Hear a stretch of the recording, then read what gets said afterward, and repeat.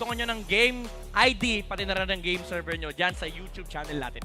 Well, now we're heading to the draft of their first game. RSG is on the blue side and red side is on Blacklist International. We're looking at a 50% win rate for the Raiders for this match. Talagang priority ang Chip and Blck ban. Actually, yung Chip medyo gets natin bakit siya binaban. Napakadaya pagdating sa macro. Basically, may Louis ka sa room. But essentially, yung meta natin ngayon is shifting towards the priority ban on the Blck. We've seen this a lot in the recent weeks. Even sometimes, na-overtake niya yung priority kay Barat, kay Frederick. It's because of the presence lang sa early game. Yung big, may rumorol yung jungle na nakakainis, di ka makagawa ng play kasi you really have to deal with the pressure of the Blck early game. But this time around, it's not gonna be the case. And open ang Arlot, open ang Mathilda ni Light, open din ang Barats ni Demon Kite. Eyes on the roamer picks. Ano nga bang magiging priority ng RSG this time around? Dahil sila ngayong first pick, merong chance kung pwede nga ba masecure ang unang nagiging favorite sa ating mga labanan. Katulad ng mga Minotaur, yung Franco nga winish kanina na sana ma-buff. So, madaming pwedeng i-pull off si Light ngayon. Pero will it be the roamer pick? Nauunahin nila this time around. And they're taking the time to decisively choose kung ano nga ba yung pwede. Mathilda, Arlot, Barats. There's also the Novaria para kay Aqua. But there you go. The Mathilda goes up. Okay, so ngayon, para sa Blacklist International, sila naman ang may option to go for an Arlot plus Arlot Fred, no? Arlot Fred. Arlot Fred din. Goes up. Dahil wala na nga ang Blck siya. Interesting. Priority, I think this setup, maganda rin kasi yung naging simula kasi this also, Gate keeps the fact na, sige, try to choose your mid laner now. Yeah, and also, this is a semblance of Blacklist International's drafting pattern ng S11. Sa'yo na yung Arlot, hawak namin yung Valentina. Either way, may final slash kami. Yeah, nga, no? Parang nalilimitahan din yung mga heavily impacting ultimates na pwedeng kunin dito ng RSG. Kasi RSG kilala pa rin yan sa mga, sa mga heroes na may control, di ba? So ngayon, ano ang kanilang kukunin? Pwede nga silang kumuha na kagad ng gold din dito kahit hindi pa nila alam kung anong match-up. Barats Carry, Barats Claude, mga favorite ko say. Actually, yung Bruno din, na favorite nila. Dami ding open. For Kisei. I think this is a good spot to pick up the Barats plus Bruno. Ang potential counter lang is possibly the siege. And there goes the Barats, pero they Arlot pa rin ang pinili nila. A safer choice, even though makakopya yung final slash. But Blacklist International, they have a chance here to either pick up a marksman, but similar to the previous series, X-Borg slot to. So pwede nilang kunin din yung X-Borg for the side of Blacklist International. It's a good counter as well for the Barats. So ito na nga ba ang pagkakataon na pwede nga mas-safe ang kanilang first phase here for the picking? Will it be the EXP laner as na-put up ka dito ni Midnight, naging straight answers nga din ng RSG Philippines. So tinanggal nga din nila dito yung Masha and as well as the Minotaur. So mas limited, pero iba ata. It was the Rafaela. Wow. Okay. Roamer. Secured kagad ang hero dito ni Kimpoy. So, ngayon sa second phase ng Buds, ang daming mga pwedeng iprayo, especially gold lane. Ito yung kinagandaan sa Blacklist International. Although medyo medyo double-edged sword. Very consistent yung drafting behavior nila, yung drafting pattern nila. It's always been kapag mababan yung mga utility supports, get it on the third pick. Kasi first pick ka pa rin naman pagdating sa second phase either way. And it sets up for a good game against the Mathilda and the Barats kasi meron kang heal, meron kang mobility, meron kang essentially sustain para ma-survive mo yung initial final slash and also yung Daytona's welcome na magagaling dito kay Barats. Now, they remove the Harit, which tells us na ayaw nila ng early game na labanan dito sa RSG and also opens up the opportunity for them to get the Roger. And the all-time MPL Philippines hero leader, walang iba kundi si Nats. 22 times games played and with a win-lose of 12. Oh! Wow, ibang klase to. No? Wow. Masasabi natin na sobrang familiar talaga si Nat sa mga ganito. Maalala natin mga Benedetta, may mga pinipindot-pindot eh. So mas sanay siya sa mga heroes na maraming pinipindot, kumbaga, di ba? Multitasker in a way, pero hindi pa rin nawawala sa mismong pace. Kasi again, going back to your thoughts there Midnight, sabi mo nga, the Rafaela Loki, para din siyang Faramis, pero din mag-in and out, walang uwian, is also giving a great way for, again, kung nakameron ng napiling hero ang Blacklist International for the gold lane, this might be the answer na parang they can sustain more of their first phase. But the Savior, how is this? Naging iba yung shift to na. Grabing research to Wow. Interesting. Coming out from Blacklist International, Savior ban against RSG. Although I do see the point. Medyo mahirap din yung matchup na yan kapag Valentina kasi parang ang sobrang rare makuha mo yung Dawning Light kasi never kayo magkikita, in all honesty. But the thing is, they had a Rafaela. Siguro talagang may matchup silang iniiwasan dito. I do love the Nathan ban. It removes yung ultra late game aspect sa side ng Blacklist International. But again, carry is still open considering na tinanggal na rin yung Harret dito sa side ng Blacklist International. They can pick it up unless kung sila ng XP rito and then kumuha sila ng marksman last pick para makita nila yung matchup. But I do think they will likely go carry here kasi Roger na lang. Either Roger or Brody. Yeah. Yung nakakatakot na pwede lumabas sa RSG. And it does set up for a good game for Edward. Yung last pick nila, I think yung Benedetta, yung isa rin sa mga magagandang options dito for Blacklist. Oo nga, no? Pero Oh! ay, wait! Instead, never mind. EXP. Never mind. Sam's pick para dito sa Blacklist.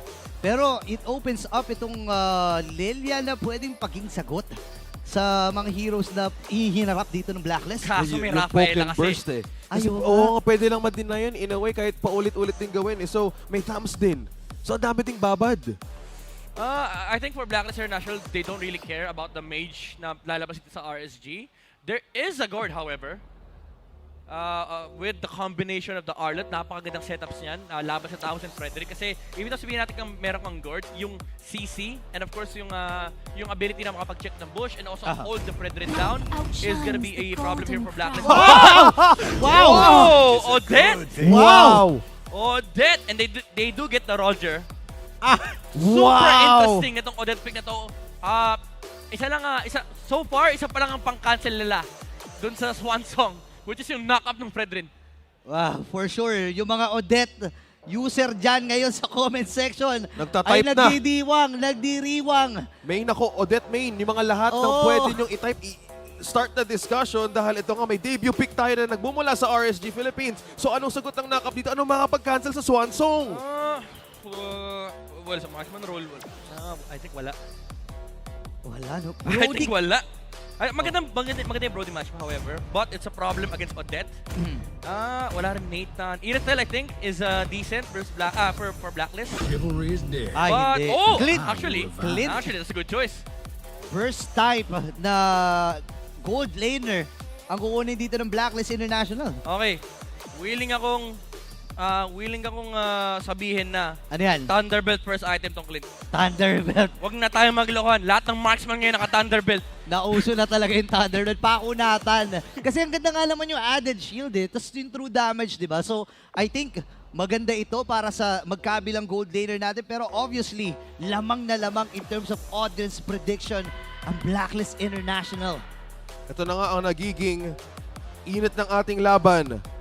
The road to recovery is today. Dito natin masasaksihan ang mismong laban kung paano nga babawi ang code for this one. It's game number 1. How's the drafts looking? So puro flickers, we see a vengeance. Ang napapaisip rin ako paano pa rin maka-cancel yung ultimate ng Odette na to. Yeah, I mean for RSG, ang laki ng protection nila for the Barats and the Roger. There is that threat coming out from the Matilda and Odette. But in terms of scaling, comfortable naman ng RSG dito, knowing na, ang Blacklist International, knowing na nasa kanila yung range. And also, pagdating ng late game, grabe yung sustain ng lineup nila. Yeah. Tsaka kaabang-abang din yung paglipad. Yung lumilipad na Swan Song mamaya. Ay, oo. Don- Yung lumilipad na pala. Swan Song from a guiding wind. Ito yung yung nagko-concert, concert mobile Mobile concert. No, kahit saan ka mapunta, merong pa ring sound na maririnig na jam. Oh. Magkakaalaman dahil meron nga tayo nakitang debut pick. Let's see how this goes. Ito yung concert na ng yung ikaw yung nire-rate ng concert. Roadshow, no? May Oh, roadshow. nagro-roadshow. Nagro-roadshow, man. Si Light yung road manager. Oh. Sabi niya, dito naman tayo sa next stop natin. At may sarili talagang all-star caravan ng RSG Philippines with the Odette pick. Ito Oo na yung nga ito na yung bagong emblem kay Roger. Tapos na yung mga panahon ng Quantum Charge. Tapos na yung panahon ng mga Killing Spree. Weakness Finder naman. Weakness Finder. Tapos, Thunderbelt. So, abangan natin na base dito sa lineup ng magkabilang panig, RSG and Blacklist International, masasabi mo na, na parang ma-expect natin na medyo mabagal to. Mabagal na galawan kasi walang super explosive hero sa kanila. Bukod dun sa Rogers at early game, di ba? Yeah. I mean, nasa MPL Philippines tayo. So, typical na makita natin 6 minutes, 2 lang yung kills. Ah, diba? nga, no? Pero definitely, magre-ramp up to for RSG dahil essentially kailangan nila dahil naka-Roger sila. And also, there is that impending problem pagdating ng late game ng Blacklist International. Even though they do decent damage on the side of RSG, ang hirap lang din kalaban nung may Rafa ka, tapos may Fredrin, may Tamus, and then may Clint ka pang kailangan problemahin. Tsaka ngayon, makikita natin si Nuts dito. Parang may pinaplano siyang gagawin pero natutunugan kasi ng Blacklist na may mga taong nagtatago doon. Now Turtle is up for grabs. He didn't get 4. Ay, oo nga, hindi nag-level 4 si Nuts ha. Okay, wala munang final slash. Magbabuy time. Possibly ngayon ng RSG. So mas makapwesto ngayon ng Blacklist International. Nats on level 4 na rin. Light. Wala pang ultimate. Turn! Narito na, gagamitin yung Fortunate Inferno, pero nagamit na yung Vengeance. Kimpo What's na up? flicker din. Aqua, ay papasok na yung sumunod na likod. Pero sa kayo pupunta, may final slash na sagot. Ang RSG, U8 matakbo na sa kanyang buhay. Pero double kill target para dito kay Aqua at makakabawi din naman ng isa. Ang Blacklist International, pero nandito pa rin ang RSG. Light? Ayaw nila paglaruin. Men, Sensui, next game ka na maglaro. Killing spree na kagad si Aqua. 2 minutes pa lang. 3-0-1 on this Odette. Right on time with the final slash ni Nats. Ayan na, hindi pa titigilan si Nats! Edward. Ayaw paglaruin. Grabe si Nuts on this Arlot. And again, that's massive for RSG. Again, medyo lamang din talaga sila pagdating sa early game. Higher damage output and yung positioning ng Swansong. Wala na yung crowd control coming out from Blacklist International. And they really had to focus on trying to take down the Barats. Pero again, yung isang layer pa ng problem nila is yung AoE damage na pwede manggaling sa RSG. And this lead is, again, super massive for RSG. Imagine mo yung payong, no? Yung coverage ng isang payong na wala kang pwedeng iwasan dun mismo ng AoE damage ng Swansong na to. And Yue has the ultimate of this Odette. Possible for a counter punish with this ultimate. And as we're seeing here, merong paggabay din sa baba kay Gamepoy patungo sa kanilang goal kay Roheb. XP lane though, exchange, Edward and Nats. Ginagawang Lancelot ni Nuts pero andito na si Aqua. Oh, the to timing. rescue Vengeance. Ay napindot kaagad ni Edward doon sa pagkakataon na yon. Grabe. Wow, ibang klase ang RSG. Maganda ng gising ng RSG Grabe yung synergy, yung lane rotations. This is just RSG knowing how to play the map at the moment. And alam din kasi nila, medyo no counter sila ngayon from Blacklist International. Kulang din talaga. Ang meron lang ang Blacklist International dito is yung movement speed yung added, and yung added sustain from the Rafaela. But so far, pagdating sa head-on team fights talaga, kulang sa damage ang Blacklist dito. Considering na yung AoE pa lang ng Swansong, malaking problema na. Kumbaga parang born free yung kantang to ng original composition pa lang. Unless i-remix ni Yue. Gayahin niya, kanta rin siya. May remix. Oo nga. Pero ang problema lang, wala naman siyang siyang panglipad. Doon naman may movement speed lang na may bibigay dito si Kimpoy. So naka times 2. Naka-pass forward. Naka-pass forward yung kanta Wala, dito. hindi ka original copy Wala pero ngayon, Turtle ay available na rin RSG. Hinahatak lang doon sa kanilang poder. Dito si Light at Nats, kinokontrol nila yung mga bush. Edward, hindi na lalapit dito si Sensui. Isusuko na ng Blacklist International itong second Turtle ng ating game. At nirespeto nga nila ang power spark ng RSG ngayon. With the lead na ginawa nila from the early game, waiting for the right time to strike. Meanwhile, focus muna sa gold lane. Kusei, almost mga lahati ng buhay. Pero andyan din ang response ng RSG slowly. Pressure. Pressure ang gustong gawin. Grabe. Yung Barats kaysa magpunta na doon pa rin. Circling Eagle. Nandun lang yon pang zone. Pero ang bilis kasi nila. Uy, retry ginamit na dito Sensui. Makakatalon lang with the guiding wind rather. Itong si Light. So dito naman sa may bandang itaas. Wala, naglolokohan lang tong dalawa na to. Counter at Inferno. Tapos hampasan lang. Hindi magkakamatayan to unless may dumalaw sa magkahabilang XP lane na yan. Yeah. I do love the rotations coming out from Blacklist International though. Yung pagprotekta niya sa sa bottom lane, that would have been insane for RSG if makapasok yung Barats and makapaglagay sila ng pressure for the Roger. Kasi that will allow Kusei to get out of the gold lane and mag-double wave para mas ma-amplify niya yung kanyang farming speed. So far, it's been a slow-paced game for both sides. Pero ito na, nagra-ramp up na yung RSG. Pressure nga na pwedeng ibigay sa bot lane, but the point you gave there for Sensui, I think yung pinaka-possible mindset ng Blacklist International ngayon is to save their win game condition, the damage. Although ang problema nga dito ng Swansong, if kaya man nila tapatan din ng damage, it could still be in par with the team fighting capability. Pero kailangan mo ding hihatiin yung RSG in team fight. Minsan yun yung sugal na kailangan mong tayaan dito para sa Blacklist International. Sino ba yung magiging target nyo? Ang hirap abutin niya ni Aqua pag nakita natin, pero may flicker pa rin. So ang dami mong dadaanan para sa RSG kung gusto mong abutin yan. Pwede naman yung frontline, pero hindi pa kasi sapat yung damage na meron sila. Now Turtle ay pinupuntahan na dito ng RSG. Ako, kainin kagad. Itong si Sensui, circling eagle, pasunod at pasugod na nga kagad ng RSG. Apat ng members, actually 5 yun, kaya lang walang pakialam ang RSG. Hatakin mo ko pero andito pa rin ang Raider. Walang namatay doon sa naging setup mula sa Blacklist. What a great timing for that final slash. Napakagandang save. Wow! Pero mawawalan sila ng tore dito at magiging open ang objective para kunin ng RSG Philippines. Yeah, it's very hard for Blacklist International to really contest the Barats right now. Even though technically kaya naman nila, pero inuunahan sila dito ng engage ng RSG. Everybody is focusing on this Barats. Nung nakain si Sensui, nakafocus yung atensyon ng Blacklist dito sa jungle ng RSG. But then again, yung Swansong sa sidelines, isang malaking problema talaga pagdating sa teamfight. Okay, nandito sila. Sensui, papasok ba? Light ay nakabungad lang dun sa may ibabaw eh. Hinaantay lang yung lumapit ng Blacklist. And knowing Blacklist, hindi sila basta hahabol sa kung saan medyo lugi silang magiging teamfight. Pinipili na rin nila. Tingnan mo. Look at this pressure from Demon Kite. Wala na siyang paki sa jungle niya. Siya ang pinakamatapang na Barats na nakikita ko eh. Sabi niya, hindi ko kailangan mag-farm. Ikaw mag-farm ko siya eh. Wow. Ikaw na lahat. The frontline threat na pwedeng kunin talaga ni Barats from this game, leading it with a 4.1k RSG completing most of their task heading to the mid-game. Ang dami nilang nabibigay na problema for Blacklist International to answer. Damage. How's the damage in check now na pwedeng iganti nila? Is this the time to strike? I mean, technically, again, kaya naman nilang copy yung Swansong, but they really have to deal with this Barats first. And again, super impressive nung pressure na nilalagay ni Demon Kite dito sa mapa. Currently, alam niya yung listahan ng kanyang priorities. Kumbaga, pag nag-grocery kayo, number 1, ang hinaharap dito ni Barats, hindi mag-farm. Number 1, magpakita ako sa harap ng Blacklist International. Because again, they have to react. And kapag nagre-react dito yung Blacklist International, that's farming time na nawawala dito for Blacklist. And that's also farming space for the Roger. Yeah, tingnan mo yung space. Oh, kinakat talaga ni Light. Pinapaliit nila yung mapa kahit hindi pa basag. Ayun na nga, nabasag na yung torre dun sa may bandang ibaba. 5,000 ang kalamangan ng RSG. Ngayon, papasok nga ba ang kanilang kukunan? Kasama si Demon Kite. Andun yung dinosaur. Yum, yum, yum. Inutot sa may badalikuran. Habang si Sensui ay mamamatay ba? Hindi. Nakaligtas. Pero si Edward naman na magiging target nila. Sabi nila, ito na lang. Mag-change target tayo, man. And RSG. Wow, grabe yung domination na to. Oh, wait lang, di pa tapos.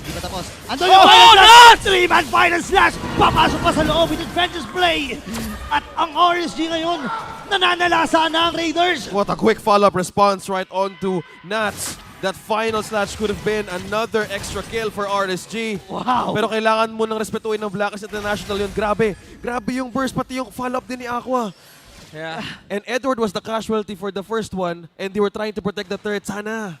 Sobrang daming layers na kayang ipato dito ng RSG versus Blacklist International. Even that surprise final slash, it's very hard to deal with. Yes, meron kang mobility, meron kang sustain, pero the level of engage mula sa RSG, kailangan talaga nila mag-react dito. Oh, Yue, figure out.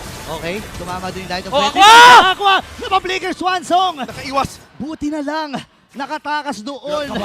Kabado 20 yung Blacklist. Kumbaga, lakas ng impact kasi ng mga yung mga tawag dito. Grabe yung sayaw, grabe yung kanta. And looking at RSG, hindi sila nag-hesitate mag-commit. Talagang alam nila, naglo-lord yung Barats natin. We could actually put more pressure in the mid lane para, again, lumuwag yung buhay ni Kusei. And even that play, kahit sabihin natin pumalya, it forced the flickers from Blacklist International. Oh, Demon Kite! Taklo! Likod ata, pinutira, pero si Light ay mapupuruan, pero si Edward naman, that's a vengeance. sinasalo lang, soaking up the damage from RSG. Vengeance na gamit na Lord ay nandun sa ibaba. tuloy-tuloy pa rin ang RSG. Yun talaga yung nagiging mindset. No commitment muna ang Blacklist International if they dive on those kinds of teams. Dahil nga mahapdi at masakit nga ngayon ang damage ng RSG. They can't afford to commit, especially gusto nilang bumawi ngayon. Yeah, but in contrast, yung RSG commit ng commit. Even though it looked like a failed team fight right there, it forced out the vengeance mula kay Edward. And now they're free to do whatever they want. Walang vengeance Naku si po. Edward, and there's a Lord coming inside the base of Blacklist. Okay, Lord ay nandoon. Pero hindi susugal. Pero tinamaan na nga ng missile. At si Demon Knight nailayo naman ng final slash. Habang mamamatay na rin dito si Sensui, si Aqua makakakuha nun. Grabe yung mga final slash na magkabilang kupunan na ito. Pero hindi pa sila tapos. Pwede pa dito sa gitna. Wala na silang mga minions. At si Kusei, BOD para dito sa isang Roger. Perfect placement of the missile expert. Nakahuli nga doon ng isa, but now 4-man defense for Blacklist International. May siege sa gitna. Nakabantay din ngayon ng RSG kung anong pwedeng gawin. Napaka-deadly talaga ng final slash ngayon ni Nats. They need to be aware of these problems. Pero grabe, ang ano din kasi, yung unat din, na kailangan din nilang i-penetrate! Oh, Nuts! Yung Flicker Final Slash! Tatlo na huli niya! Habang siya nagiging naman magiging sakot dito ng RSG.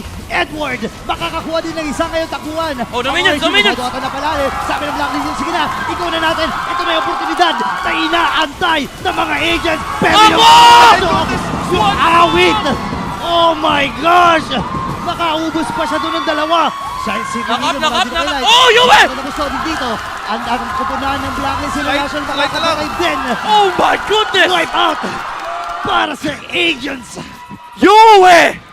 Save Blacklist International right there! That final slash re-engage, pinasok niya lahat sa base ng Blacklist. Inubos niya yung minion wave. And even though RSG wanted to re-engage, wala na silang minion. That tower helped Blacklist International win that fight for them. Counter save Yue. The code strikes back. 13 minutes in, babalikan natin yung replay. Napakaganda naging play doon ni Yue. Now going back on those most crucial moments, brought to you by Infinix. Ayun na nga Ganda na nung play Kaso patay na yung tatlo. And again, Yue, kaka-cooldown lang ulit ng kanyang ultimate with a quick thinking. Circling Eagle. Oh my goodness. Sinabayan ng Circling Eagle para doon sa additional shield. At ngayon, RSG, nagkamali man sila doon sa ibabang bahagi.